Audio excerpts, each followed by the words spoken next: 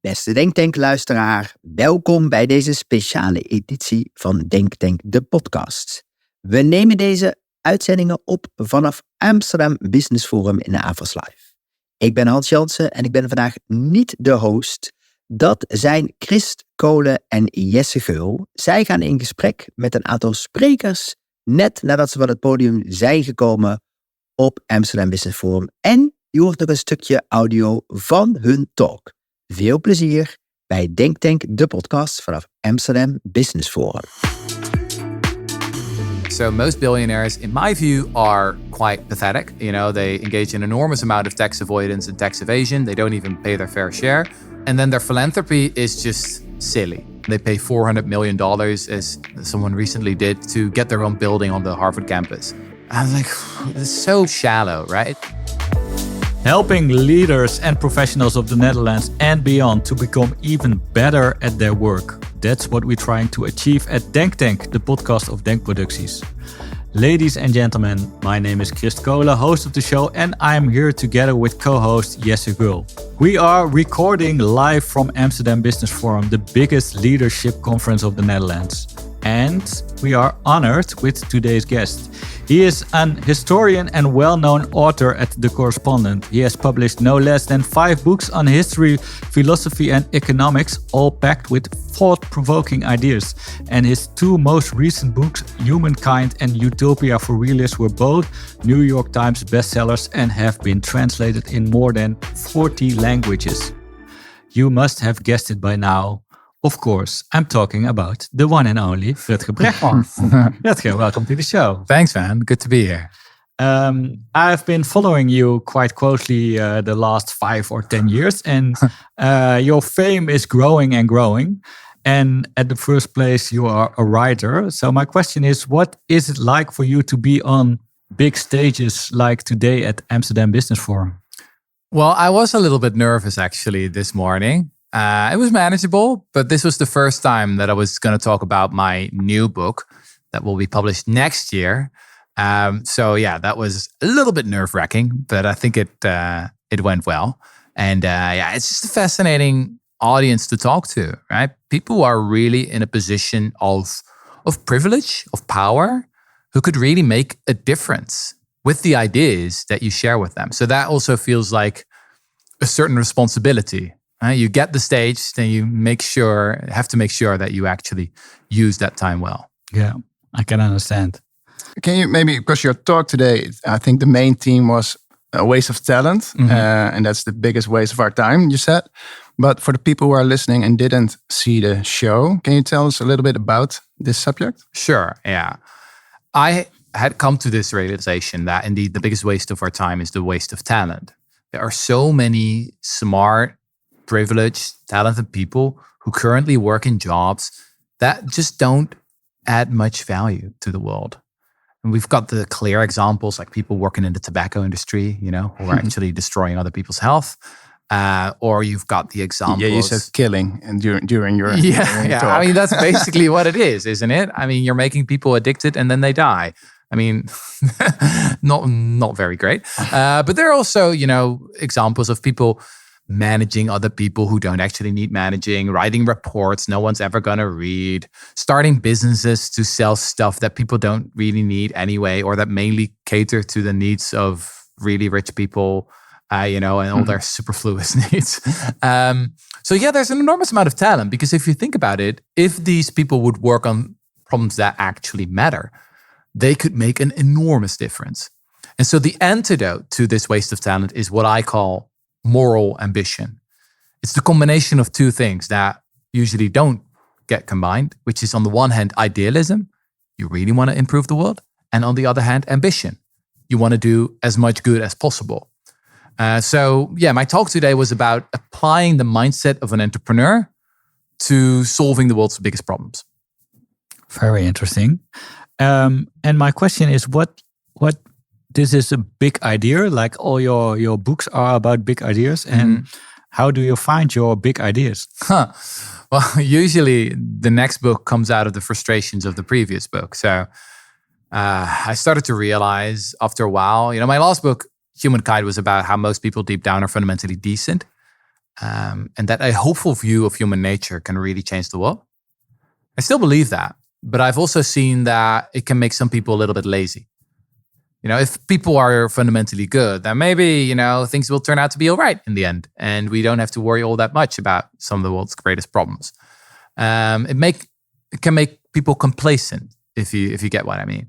And when I started seeing that, maybe some of my readers, sharing stories of reading my book on Instagram, and then also sharing their wonderful vacation photos of how they're lying on a beach and doing nothing, I thought, well, maybe the next book should really push people to try and make a difference. And it's really going to be a self-help book as well. Usually a genre that doesn't enjoy a lot of status in the world of literary nonfiction. But I think that in principle could be really powerful. To write a really personal book, almost like a guide, a self-help guide of how you can apply these principles in your own life. So I just wanted to do that for once. I'd written, big books about the human history in the past 200,000 years and really zoomed out. But for now, I wanted to really zoom in and to basically ask each and every reader and say, this book is not for other people. This is your book. And this is your talk. So that's also the way I approached this talk this morning. It's like, if there's only one person in the audience that takes this seriously and applies the lessons in real life, then I'm already really happy. So don't see this as a message to the world. See it as a message to you personally. Yeah. And you mentioned a model in your talk about the ambitious people, idealist people. Can you explain this model to our listeners? Yeah, it's a pretty simple, pretty crude model, but I think helpful. So yeah, we've got two variables. The variable of how ambitious you are and the other one of how idealistic you are. Now, if you're neither ambitious nor idealistic, you probably have a bullshit job or you work for the tobacco industry. If you are really ambitious but not very idealistic, you are probably a consultant or a banker or a corporate lawyer, or maybe you have built a big business selling stuff that people don't really need. If you're really idealistic but not very ambitious, well, you are in the category of, your friends, you said. Yeah, a lot of my friends. It's my bubble of the so-called woke people. You're very much focused on how it feels instead of how things really are. When you think about impact, you mainly think about your own footprint that you want to reduce as much as possible, right? Don't eat meat, don't fly, don't use plastic straws, don't have kids, certainly don't have kids. And in the best scenario, if you think that way, then you might as well not have existed because your impact is literally zero. Yeah, obviously we want to combine those two things, idealism and ambitiousness. And what do you get? Well, you get moral ambition, the desire to stand on the right side of history and to actually make a difference, to build a legacy that matters. And how do you think you can motivate people to do that? Because you said in your talk, you gave the example of the Harvard Law School, 45% of those people go into finance or banking. Yeah. Is there a way to motivate those people to make a different decision and make a bigger impact? Yeah.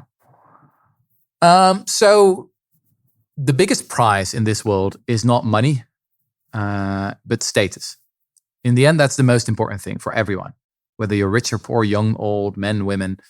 In the end, we all want a pat on our back and someone that says, well done, great job. I respect you. And respect and honor is not about the number of people that give you a like on Instagram. No, it is about respect that is well deserved. It's about the respect of people that actually matter to you. So this is basically the game that we got to try and play. It's what's called the status game. And sadly, we live in a world where often it is high status to, get that big car, buy a bigger house. Yeah, it's sort of a shallow definition of what success looks like. Mm-hmm. And what I'm trying to do with this project, or what I tried to do with this talk this morning, is to say, hey, maybe we got to move towards a much deeper definition of success. So if you're really successful, you're just helping a lot of people. And the most successful people have helped the most people and animals. So that's what I'm trying to do, to redefine what it is to be successful, what it is to be high status.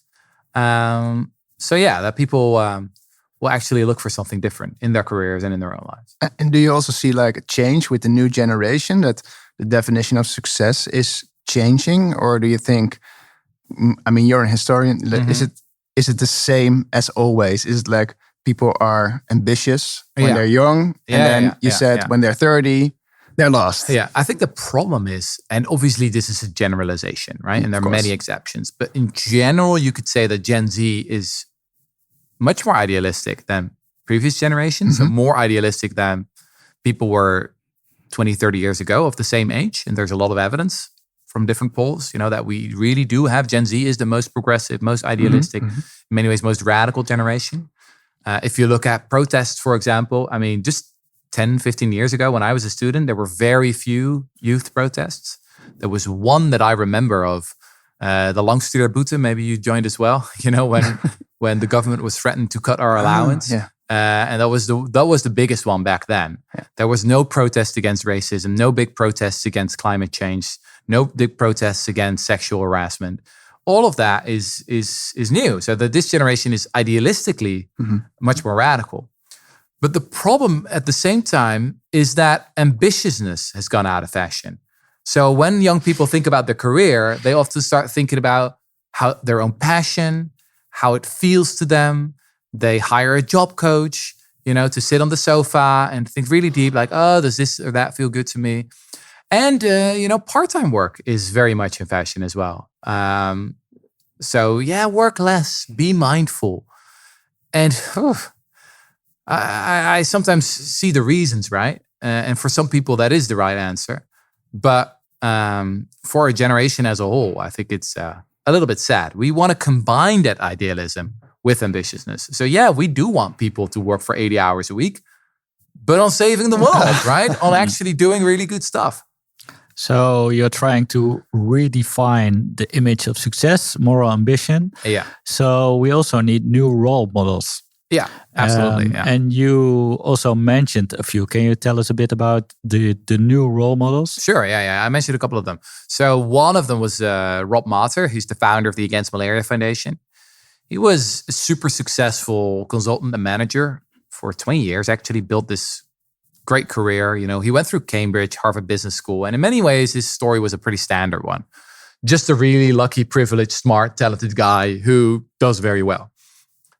But then, in his late 30s, early 40s, he had this realization that he wasn't doing all that much, for the world. And he was watching a documentary by accident, actually. He pushed the wrong button on his remote, about a burns victim. A little girl, 2 years old, who had suffered terrible burn wounds. 90% of her skin was gone. And Rob Mater was so moved by that story that he started doing a fundraiser. And so he managed to find thousands of people who joined him for this fundraiser, the Swim for Terry. They swim 35 miles, and he raised hundreds of thousands of pounds. So that was great. But then he realized, okay, so now I've helped one little child, but there are 2 billion children in the world. So maybe I wasn't very ambitious with this. Maybe for the next fundraiser, for the next swim, we should focus on the biggest problem that kids face today. What's the worst thing that kids have to go through today? And the answer is malaria. So 600,000 people die every year from malaria, and it's mostly children under 5. So just if you look at the numbers, this is the biggest thing that kids suffer from.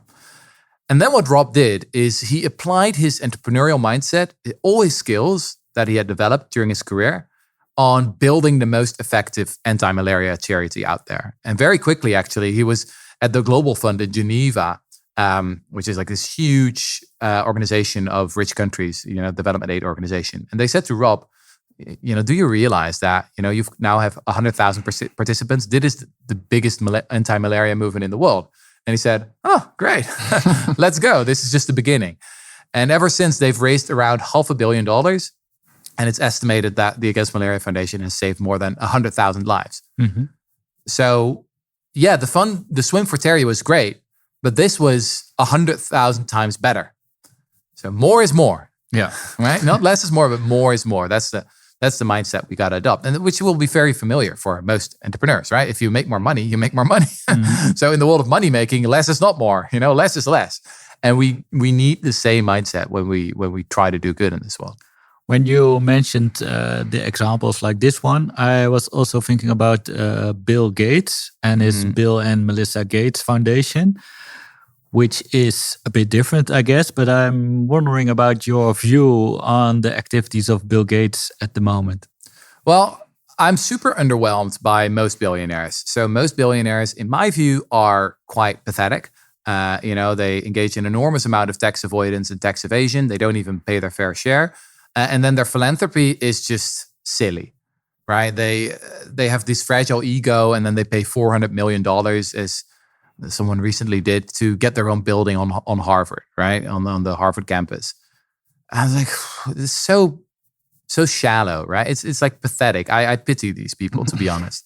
But there are some exceptions. There are some philanthropists in the history, actually, of philanthropy who've done great things. So the abolitionist movement, for example, in the 18th century, those that fought against slavery were funded by a small group of really wealthy people. So Gerrit Smith, for example, who was originally Dutch, was the richest man in New York at the time. And he took a lot of risk to fund the abolitionist movement. He was part of the Secret Six, 6 really rich people who were doing that.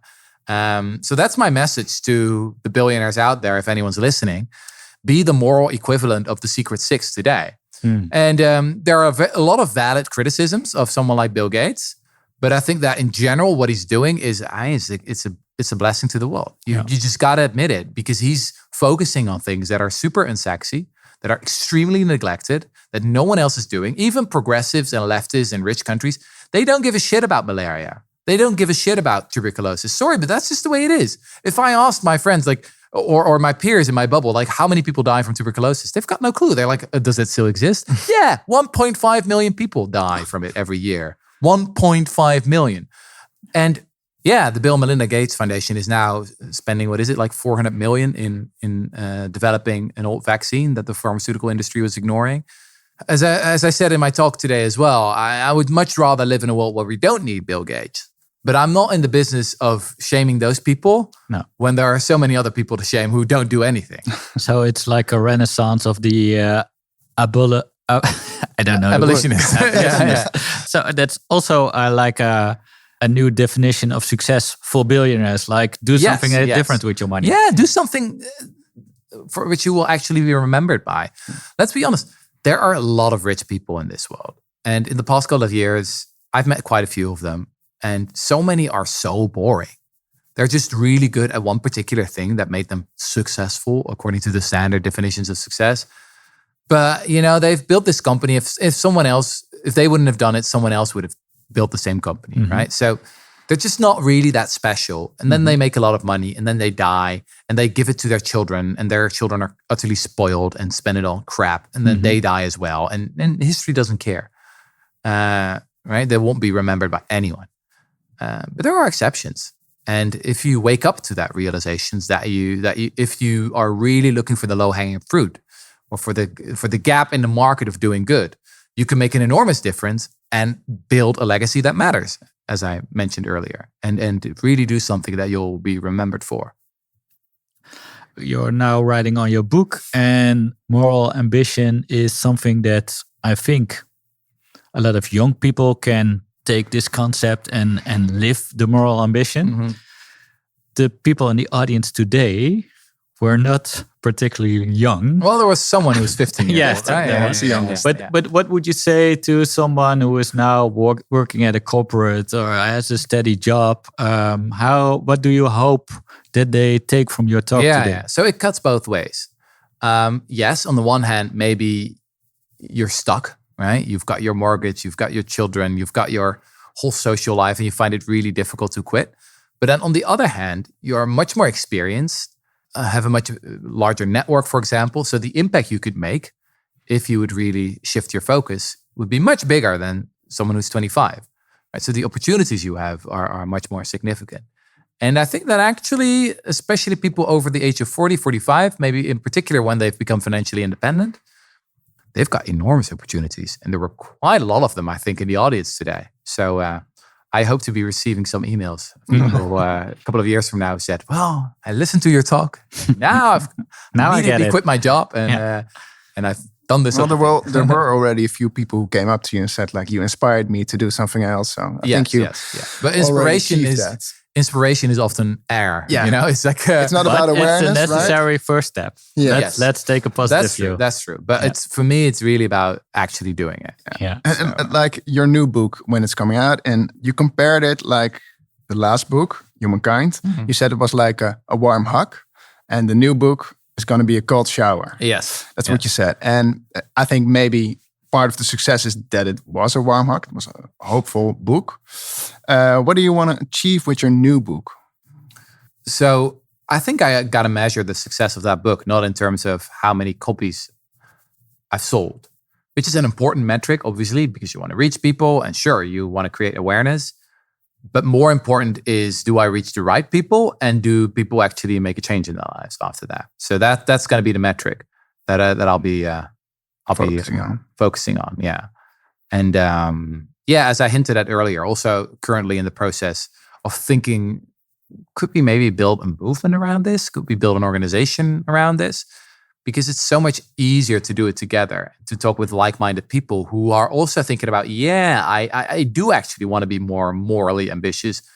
It's just so difficult to do it at my own, right? And if only we could do it together and learn from each other, I think that could be so much more powerful. So yeah, that's the challenge for me, I guess. And as I said to someone in the audience today, is you guys got to hold me accountable here. So if I'm here next year and if I haven't founded something, then you'll be right to be disappointed. That's a great cliffhanger. Thank you so much for your ideas and for your view on moral ambition. Ladies and gentlemen, this was Rutger Bregman. Thank you so much for your time. And dear listeners, we'll switch to Rutger Bregman's talk live on Amsterdam Business Forum. We will listen to some fragments. Thank you very much for listening. Now, another question you may have is, shouldn't we focus on systemic change instead of individual change? This is a question that a lot of my friends on the left often ask me. Is they say, oh, you're such a neoliberal. You're going to talk to those business people, right? And they all think that, it's about individuals changing the world. But you know what? Sometimes it is. And it turns out that systems are built by individuals. And as an individual, sometimes you can make an enormous change, especially if you are able to inspire other people, right? And what frustrates me sometimes is that there's this tendency to keep pointing at the system, to refrain from doing anything else. You can keep saying, oh, it's like the fossil fuel burners, it's Shell, right? And it's Tata Steel, they're the bad guys. We need to change the system. Yes, we need to do that.